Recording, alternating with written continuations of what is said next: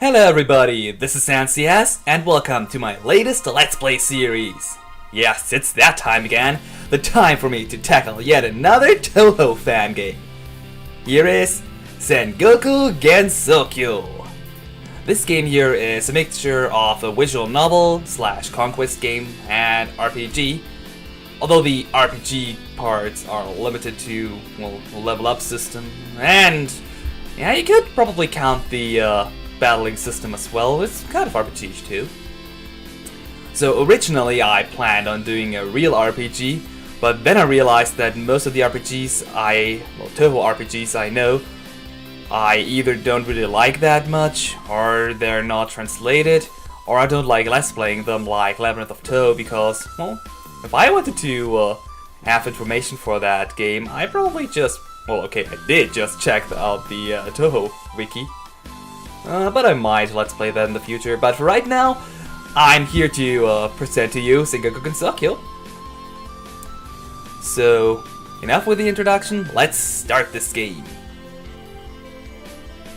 Since this game is mostly a visual novel, I thought I'd do something different, well, for me at least, and read off the text that is written there. Partially because, well, maybe some people are too lazy to read all of that text, or if they are like me and only listen to the, not RPG, but to the Let's Play as a side activity because they're drawing or something like I often do. But anyway, let's actually start with the game. The Hakurei Shrine.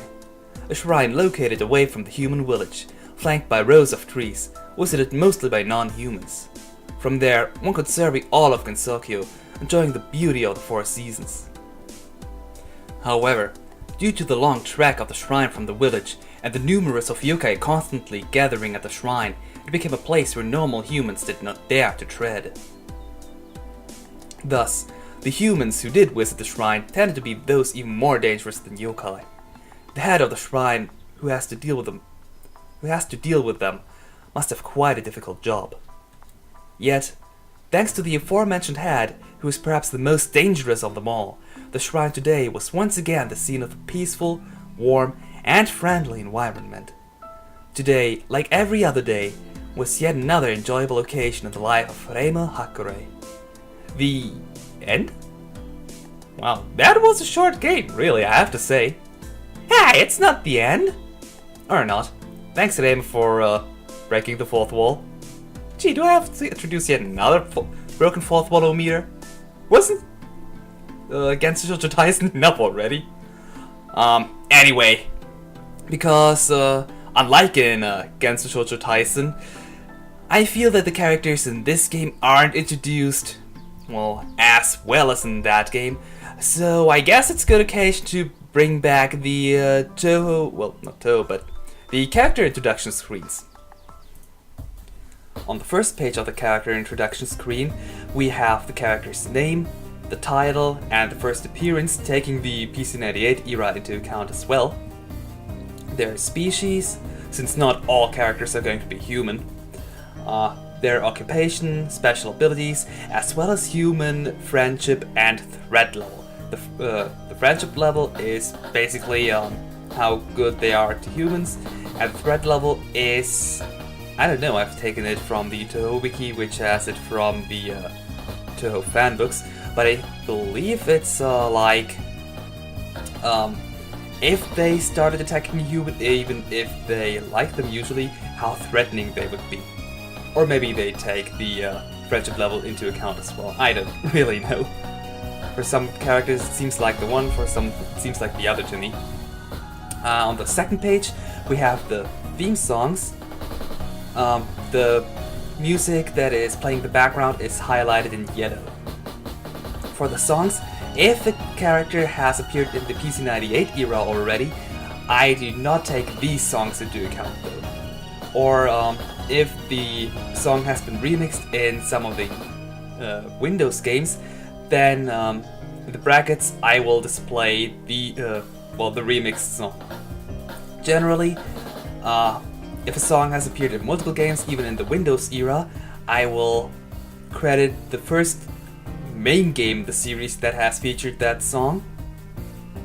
If there's a remix, like, for example, Reimu has a song that is called Capriccio, or Maiden's Capriccio simply, and one that is called Maiden's Capriccio Dream Battle, then I will only feature one of those in the theme song list, because otherwise this page here would explode from the amount of songs some of the characters have, especially Reimu and Marisa.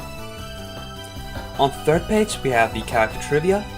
I try to write as much canon material in here as possible, but at times I will also write some common fan traits for these characters in here. So if it is a common way of fans to portray a character in a certain way, then I will usually write that into the trivia section as well, simply so you know what to expect from the character in this game.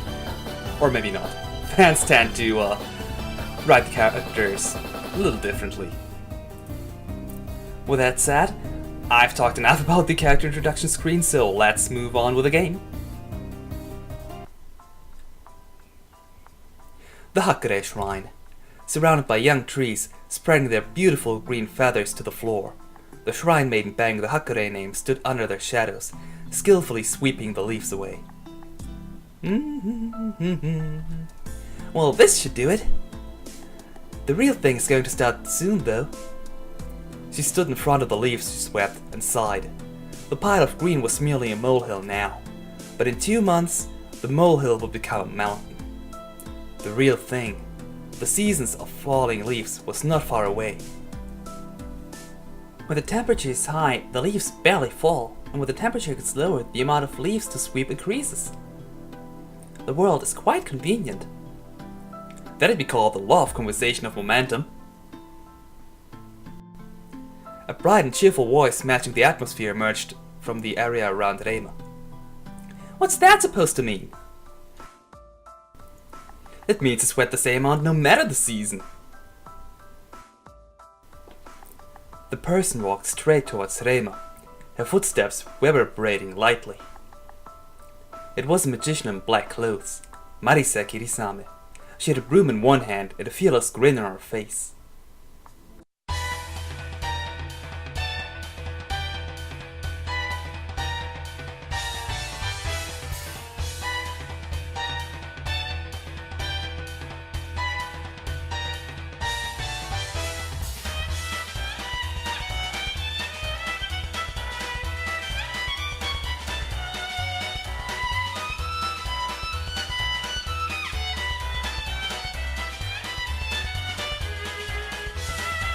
The girl could take to the skies using her trademark broom. Actually, she can fly without her broom, but she does so only because she thinks that's how witches work. There we go. She did not actually need a broom to fly, but due to her belief that witches always use brooms to fly, she was never seen flying without one. Oh, my sweat is actually a very precious thing and should be appreciated, you know. Methinks that has a deeper meaning than you're giving it. Do you know why I sweep the fallen leaves every day? This is a Shinto ritual. The swish of a broom is a dance for the gods, the leaves are the offerings. And the sweat is the nectar of the gods. The gods become satisfied upon viewing such a ritual. They will then bless us with an abundant harvest. Heh, I didn't know that. I thought you were just being your usual carefree self, but you're actually working hard, huh? That's pretty surprising. You think? I'm quite surprised too. Eh? I'm surprised that you so easily believed what I just came up with on the spot. You sure have faith in your fate after death, huh? With a tiny grin, she shrugged her shoulders. Her words may have sounded unhappy, but the conversations were always for the enjoyment and wit, so the subject never really mattered to either of them. So what are you here for today? You shouldn't need to ask, eh? It's just a customary greeting. It must be nice to be free every day. Hey, I'm not exactly free, you know.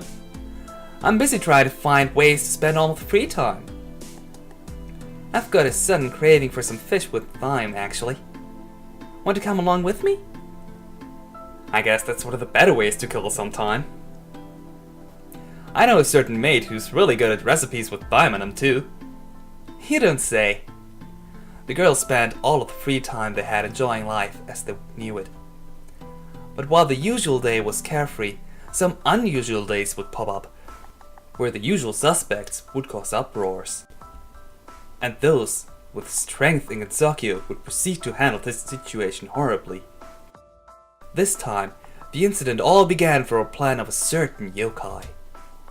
I'll make that wish come true. Who's that? The voice came from behind Marisa, roughly at the hall of worship.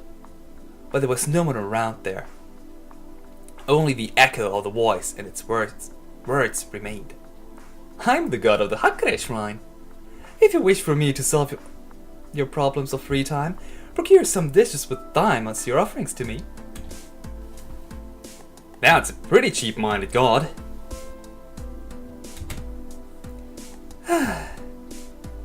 Reimu took out a familiar needle as she sighed. It was an anti-demon needle. I thought it was called a persuasion needle, but okay. Used for yokai extermination. With a flick of the wrist, the needle flew in a seemingly aimless direction. Ouch! The dull sound of the needle piercing something in the air was accompanied by a cry of pain that echoed throughout the grounds. Eventually, a crack showed itself in the sky and a shadow emerged from the gap. It was the bottom manipulating yokai of enormous power, Yukari Yakumo.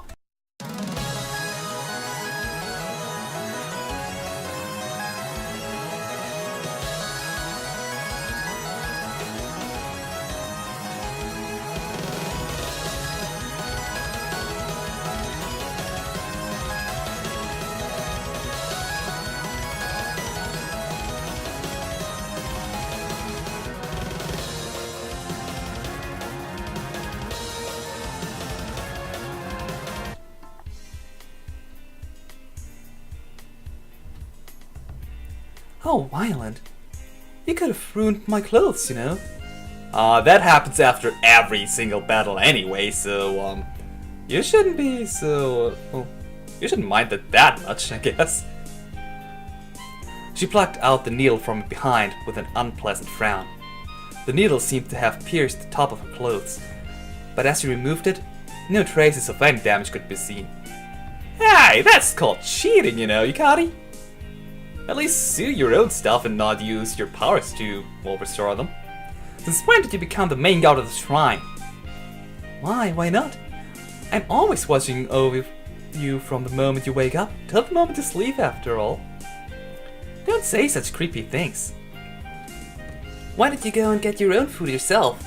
Or get your henchmen to get you some food instead of asking me? They're not my henchmen. They're Shikigami.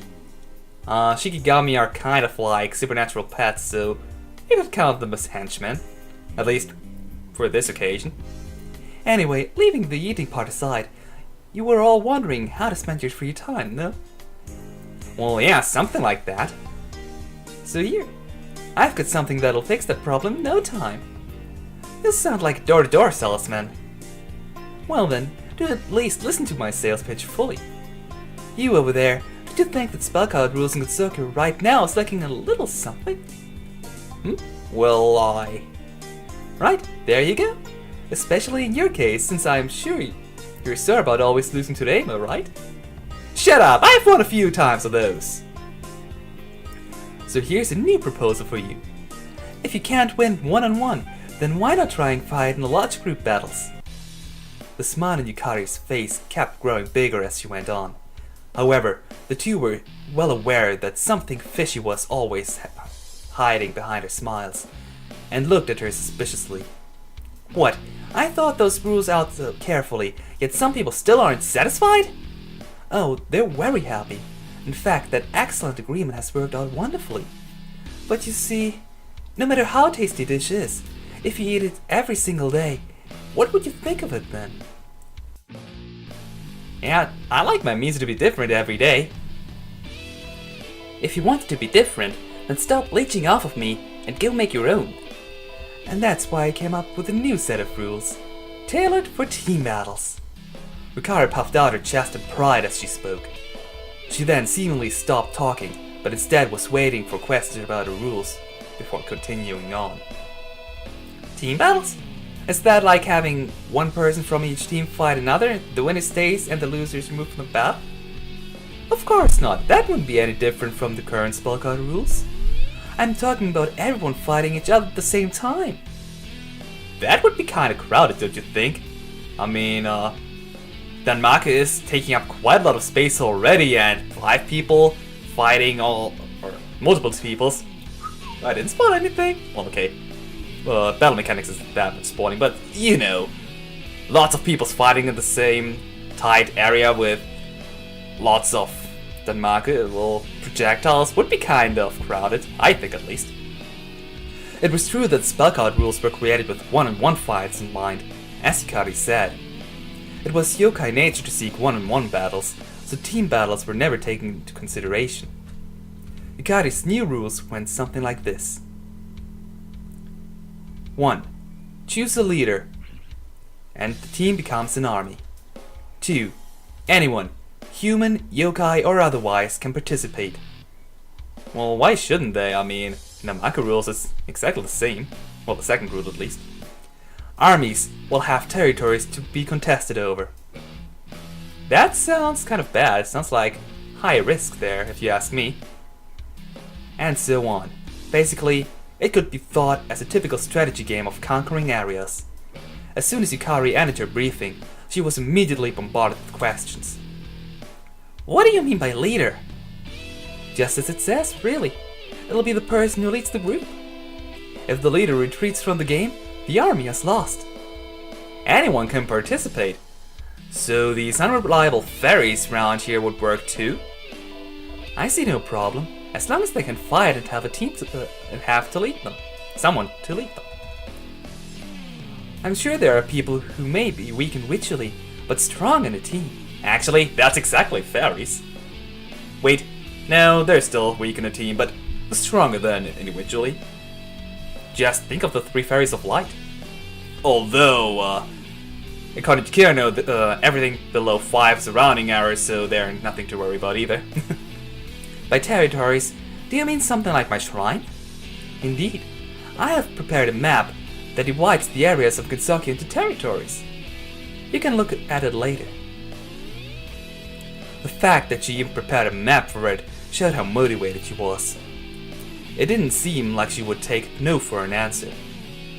But there was still one major problem. You said you want to get all of Gensokyo involved. But what about those who don't want to get involved, or don't have any interest in this? It was a natural question given the circumstances, but Yukari's smile only grew wider as she prepared to answer it.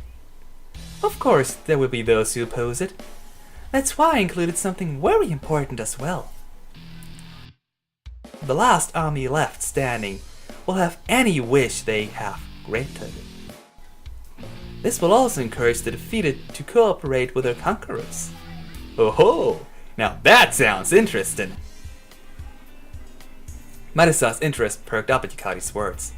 She was doubtlessly thinking of all the things she would wish for in her mind. It was far too early to count chickens before they hatched, but thus was her nature. Everyone loves festivals and parties, so with this incentive, I'm sure everyone will participate. Well, interesting, isn't it? You'll do it, right? Hikari grinned as he already knew what the answer was going to be. Reimu seemed to be considering it still, but Marisa had already fallen in love with the idea. I'll do it! I've got a ton of things I want! You should save that talk for if you actually win. I ain't gonna lose in anything I do. Besides, with you and me together, there ain't nothing we need to be afraid of. Wait a second, when did this turn into you forming a group with me? Hey Yukari, can I join up with anyone I want, right? Yes, feel free to do so as you please. There we go, let's do our best. Hey! I'll put you two down as the Hakurei team. Hey, wait, why is this the Hakurei team? Marisa wanted to form the group, so shouldn't this be the Kirisame team? That's discriminating the second playable character just for being the second playable character. So, now then, I should start informing other places who would likely join as well. Ah, so busy. What? Hey, Yukari, wait! Reimu's cries were in vain as Yukari disappeared into the gap. A calming silence returned to the area. All that remained was Marisa smiling to herself, and Reimu with a hand outstretched into thin air. Met Yukari. She's usually so lazy about things, yet she's pumped up for this somehow. She's so annoying.